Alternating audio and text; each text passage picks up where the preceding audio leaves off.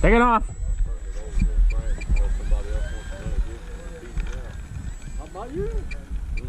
No, How about you? no, I'm not gonna run. I'm giving yeah. it to Frank.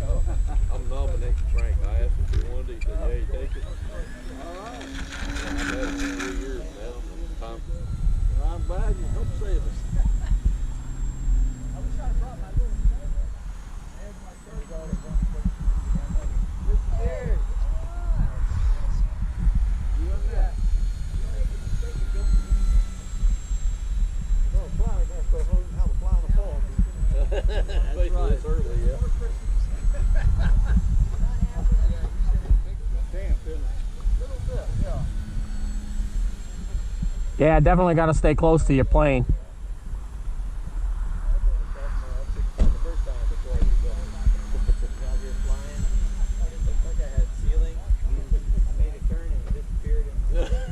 That little dark or dense fog, yeah. It's real dense. It wasn't even as foggy as this. And I dove down and then, like, where is it? Went into the tall weeds. Ripped the wing out. It's about 3 days, and we got 3 days in a row. Yeah, what's the deal? Our county bars the hospital. There's so many people that it was a lot of food compared to normal. Yeah. My neighbor's got the flu. About 10 COVID patients the last time I looked. None of them are really dying of COVID. Have it and they just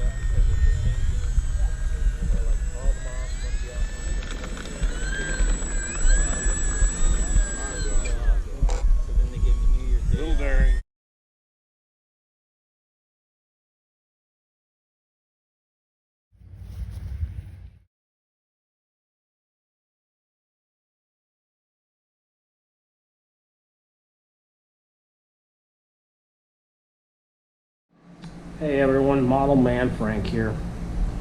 So what you're looking at here are the remnants of the Stinson Reliant.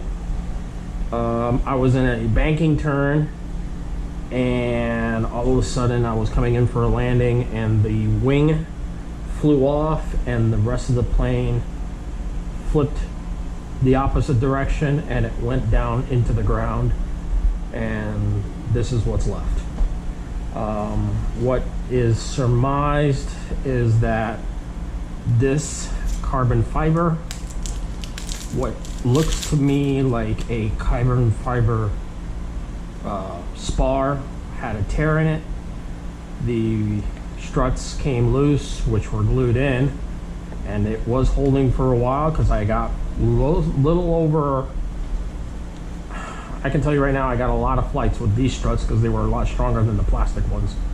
The wing just flipped off and the aircraft went crashing to the ground. So as you can see, there's really not much of the plane left. This right here is the spar. And when I first saw it, I was like, this is it. I thought there was an actual tube or something thicker that went through, but as you can see, there really isn't. This is where it tore through. And what was very interesting about the incident, all the servo connectors went flying in different directions. So when the plane hit the ground, this took apart along with the motor, went in a different direction, and it was an epic crash. Unfortunately, I didn't catch it on video. I don't know why, but this is what's left of the carnage. So right now at the model airplane field, we have a wall of shame of the one part that's survived. This will be cut off. My name and the date that it crashed will be placed on our wall of shame. So yeah, I've got another kit. I've got another plane, the same one that that somebody gave me his parts, and here's the plane itself. So the Stinson will fly again. I just gotta put it all back together. The cowling looks like it is savable. Got a couple of cracks in it. So I will see what I can do, and hopefully I can get it back up in the air. But that's everything in a nutshell as of right now.